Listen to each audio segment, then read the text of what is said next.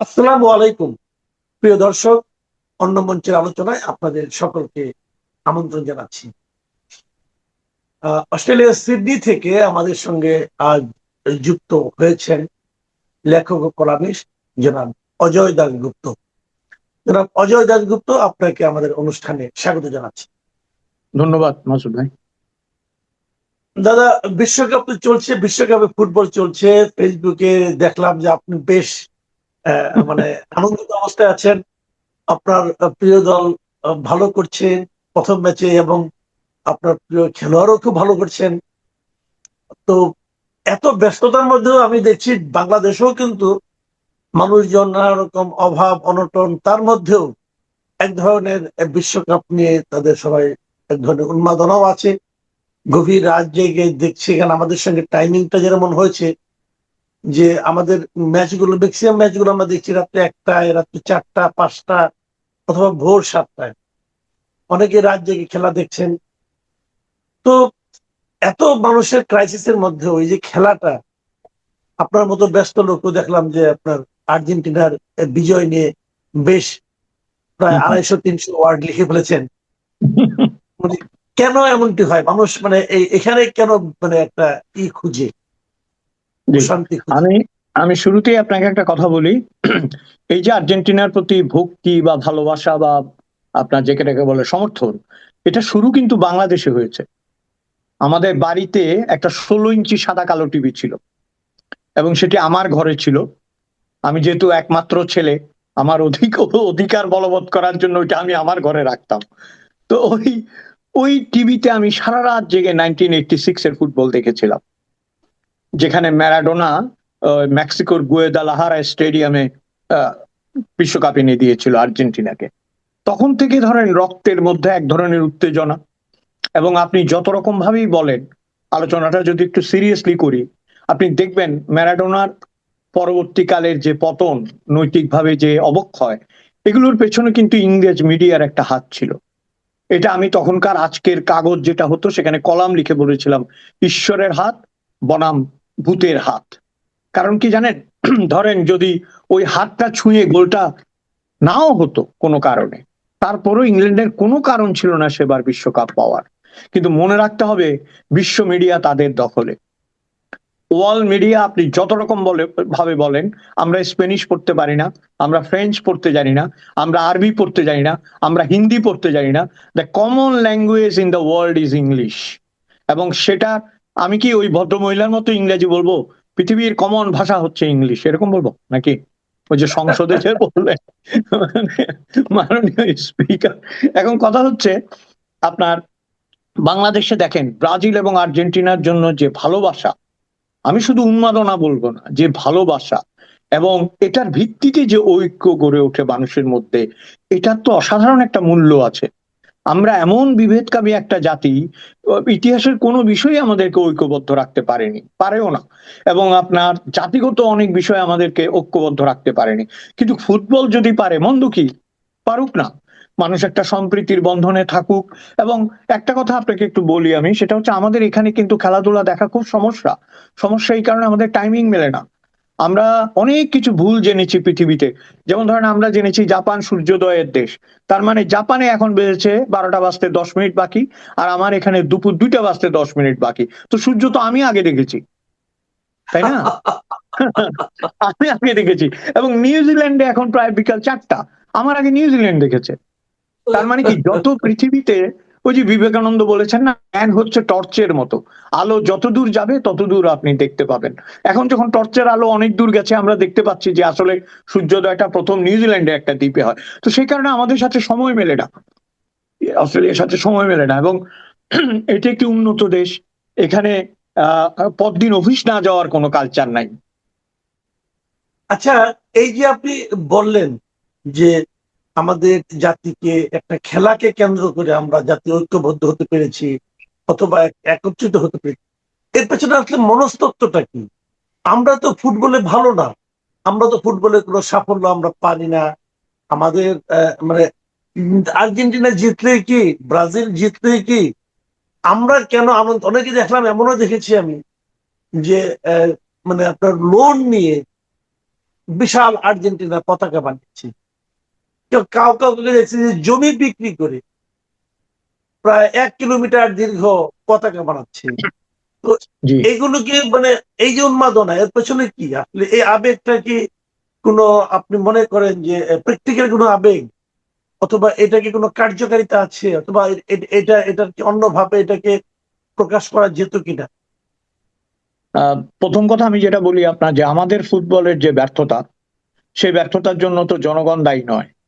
আপনি বাংলাদেশে ক্রিকেট আসার আগে হাটে মাঠে ঘাটে বাটে বাজারে সর্বত্র ফুটবল খেলা হতো, এখনো হয়। কারণ ফুটবল হচ্ছে সহজে খেলার একটা, খুব সহজে খেলা যায়। একটা ফুটবল থাকলেই 22 জন লোক ইনভলভ হতে পারে, 11 11 করে 22 জন। এবং আপনার আমাদের ছোটবেলায়, আমার মনে আছে ছোটবেলায় আমি মিডফিল্ডে মোটামুটি ভালো খেলতে পারতাম। আমরা কিসের জন্য যেতাম জানেন? একটা কাগজি লেবুর পিস আর একটা পেন্সিল। মানে হ্যাঁ, হাফ টাইমে একটা কাগজি লেবুর পিস দেবে, আর রাইট। খেলা শেষ হলে একটা, যারা জিততো তারা একটা খাতা আর একটা পেন্সিল, যারা হারতো তারা একটা পেন্সিল পেত। তো আমরা প্রায় পেন্সিল পেতাম। কিন্তু হ্যাঁ, আসলে কি এটার জন্য যেতাম? আমি আপনাকে, আপনি যেটা বলেছেন ভেরি ইম্পর্টেন্ট একটা বিষয়। আমার মনে হয় কি, মানুষের সাপ্রেসিভ যে বিষয়গুলো, যেগুলোতে মানুষ অবদমিত যেটাকে আমরা বলি, সেগুলো বের করার একটা জায়গা লাগে। আপনার এই যে ধর্ষণ, এই যে বলৎকার, এই যে নারীদের প্রতি বিদ্বেষ, তারপরে ধরেন এই যে চুরি চামারি, জানতে পারছে না কোথায় গিয়ে থামতে হবে, এগুলো এক ধরনের কিন্তু আপনার ডিপ্রেশন থেকে হয় এগুলি। এই অবদমন থেকে বাঁচার জন্য যদি কেউ ফুটবলে মন দেয়, আমি আরেকটা কথায় পরে আসছি, আপনি যেটা বললেন, এটা কিন্তু পৃথিবীতে একটা শ্রেষ্ঠ উন্মাদনা বাংলাদেশে।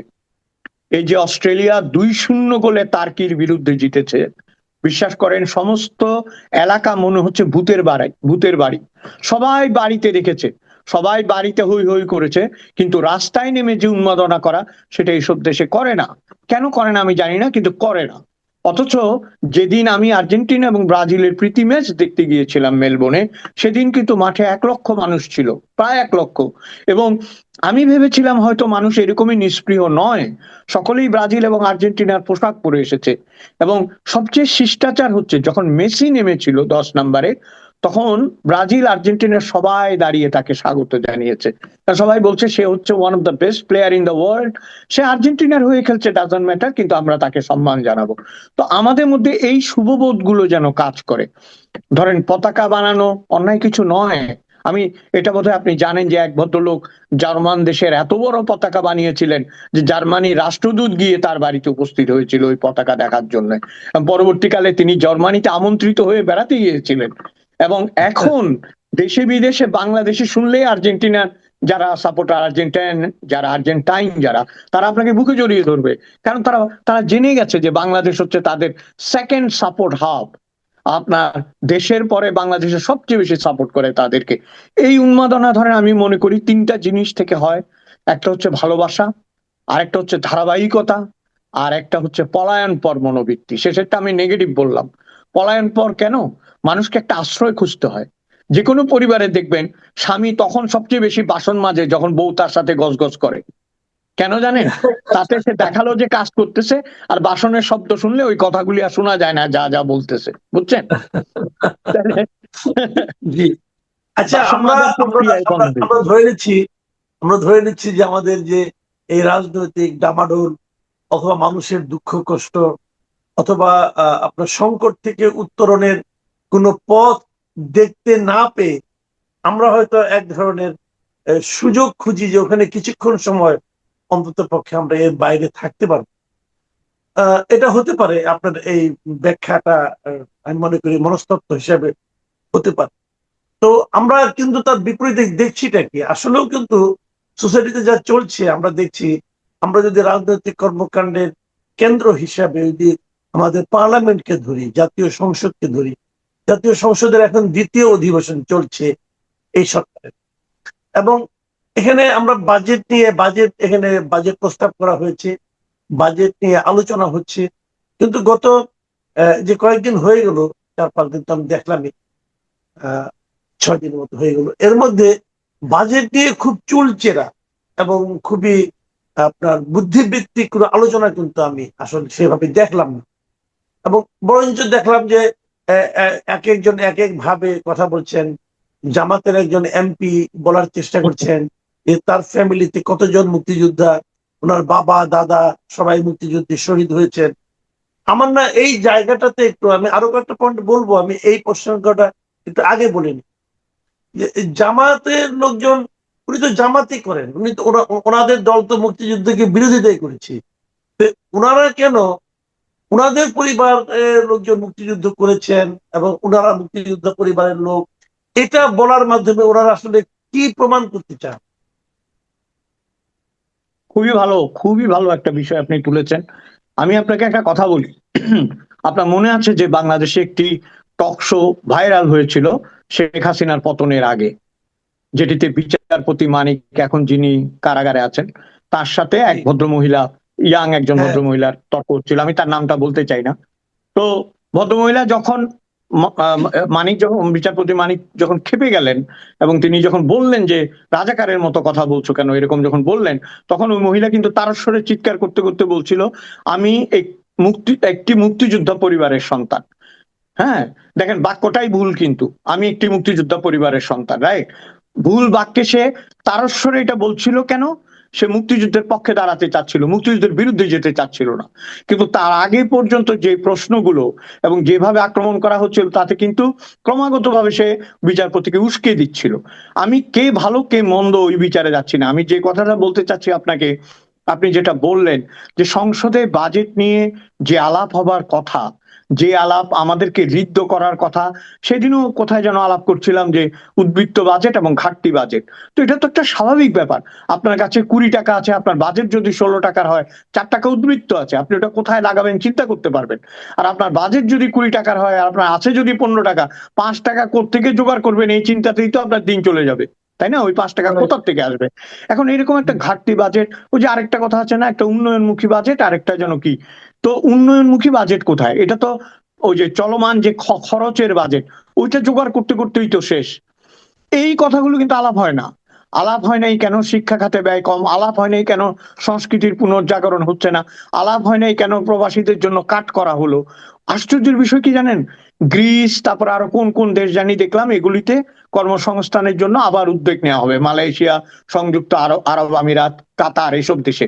কিন্তু বাজেট কাট করা হয়েছে। তাহলে বাজেট কাট করা এবং প্রক্রিয়ায় আবার উদ্যোগ নেওয়া, দুইটা কিন্তু সাংঘর্ষিক হয়ে যাচ্ছে। এই বিষয়গুলি আলাপ হয়নি। এবং এই যে প্রবাসীরা আমরা যারা টাকা পাঠাই, প্রণোদনা কিন্তু আগে যা ছিল তাই আছে। তো আগে যা ছিল তাই দেওয়া মানে তো আর অ্যাডভান্স হওয়া না। আর যদি 1%ও বাড়তো তাহলে অ্যাডভান্স হতে পারতাম। তো এই বিষয়গুলো আলোচনা হয়নি। উল্টা দেখেন, আপনি যেটা বললেন খুব মর্মান্তিক, এটা বলছে যে তার পিতা 71 সালে শহীদ হয়েছে। এখন শহীদের জন্য শ্রদ্ধা জানাইতে গিয়ে আপনি যদি দাঁড়াইতে চান, আপনার তো সাথে সাথে বসে পড়তে হবে, কারণ এই লোকের জন্ম হয়েছে 81 সালে। ঠিক আছে? তো আপনি এই যে বসছেন, এটা কিন্তু আপনি ইচ্ছে করে বসেন না, মাথা ঘুরিয়ে পড়ে গেছেন। কারণ 71 সালে বাপ মারা গেছে, 81 সালে পোলার জন্ম হয়েছে, আপনি এটা মিলাবেন কেমনে? বুঝছেন? এখন আবার বলতেছে, এখন আবার হ্যাঁ, বলতেছে যে না না আমার ভুল হয়ে গেছে। আমি দেখলাম এটা আজকে, যে তার ভুল হয়ে গেছে, তার পিতা নয়, তার দাদাও নয়, দাদার ভাই মুক্তিযুদ্ধে শহীদ হয়েছে। এখন তাকে আপনি দোষারোপ করবেন কি করে? আমির সাহেব নিজেও বলেছেন তিনি মুক্তিযোদ্ধা পরিবারের সন্তান, মনে আছে না? রাইট, মনে আছে, হ্যাঁ, মনে ডাক্তার আছে। সাহেব নিজেই বলেছেন যে তিনি আমি পরিবারের সন্তান। এবং আপনি একটা জিনিস খেয়াল করবেন মাসুদ ভাই, this is a very positive, this is very very positive. আমি মনে করি যখনই দেয়ালে পিঠ থেকে যাচ্ছে, যখনই সে নিজেকে আক্রান্ত মনে করছে, যখনই সে ইতিহাসের কাছে পরাজিত হচ্ছে, যখনই সে জনসাধারণের চোখে হেয় হচ্ছে, যখনই সে সামাজিকভাবে কলুষিত হচ্ছে, তখনই সে মুক্তিযুদ্ধের আশ্রয় নিচ্ছে। দেখেন, যে সমাজে 32 নম্বর ভেঙে ফেলা হয়েছে, ভাই মুক্তিযুদ্ধ মানো, বঙ্গবন্ধু মানো না, ইয়ার কি করো না? মুক্তিযুদ্ধ জীবনে সংগঠিত হতে যদি বঙ্গবন্ধু না থাকতো, হ্যাঁ, আপনার 169টা সিট পেয়েছিল, 1970 সালে নির্বাচনে পিডিপি নুরুল আমিন খানে সবুর, আরেকজন বোধহয় পাহাড়ের একজন, এই তিনজন ছাড়া প্রত্যেকটা সিট 167টা বোধহয় জিতেছিল আওয়ামী লীগ। সেই লোককে Right. তুমি মানতে পারো না? তার বাড়ি তুমি ভেঙে দাও, যিনি জাতির জনক হিসেবে সুপ্রতিষ্ঠিত। তুমি কি বলে জাতীয় চার নেতাকে মানো না? তুমি মুক্তিযোদ্ধার গলায় জুতোর মালা দিয়ে এলাকায় ঘুরিয়েছো।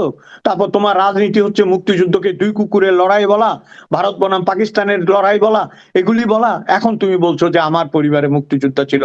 আমার কি মনে হয় জানেন, ইতিহাসের এটা হচ্ছে চূড়ান্ত শিক্ষা। যে পুকুর তুমি নোংরা করতে চাও, যে পুকুরে তুমি আবর্জনা বিষ্ঠা নিক্ষেপ করেছো, তার পানি তোমাকে পান করতে হবে। এটাই হচ্ছে ইতিহাসের শিক্ষা। জি, এটা আমি নিজেও, এটা আপনি যে কথাটা বললেন যে আসলে সবাই যখন নাকি বিপাকে পড়ে যায়, এই যে অনেক লোককে দেখবেন কিন্তু আপনার যে মানে কাউকে মানি না, বাবা মাকে মানি না এবং ঈশ্বরকে মানি না, সৃষ্টিকর্তাকে মানি না, দেখবেন খুব বিপ্লবী কিন্তু, কিন্তু যখন বিপদে পড়ে যায় তখন তারা কিন্তু সেই সৃষ্টিকর্তার কাছে আল্লাহ বাঁচাও, মা বাঁচাও। আমি আমি আপনার একটা কথা বলি, আমি সারেগামাপা বাংলা যেটা হয় এটা রেগুলার দর্শক, বুঝছেন? আচ্ছা, তো ওখানে একজন গায়ক আছে, ভালো গায়, রূপঙ্কর বাগচি, আপনি হয়তো চেনেন তাকে। হ্যাঁ, হ্যাঁ, রূপঙ্কর চিনি। কি বলে জানেন? আমি ভগবান বিশ্বাস করি না। ভগবান আবার কি? আমি ভগবান বিশ্বাস করি না। তা আমি তো ধরে নিয়েছি বিরাট কমিউনিস্ট। সেদিন বিচার করতে করতে এরকম হাত তুলছে যেখানে এখানে এক গাদা লাল সুতা।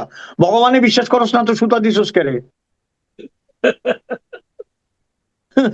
এখন ওই ওই যে আপনি বললেন না যে তখন করে কি জানেন, ওই তাহলে আরেকটা ছোট্ট গল্প বলি আপনাকে। এক লোক গর্তে পড়ে গেছে, বুঝছেন? হম, তো গর্তটা বেশ আবর্জনাময়।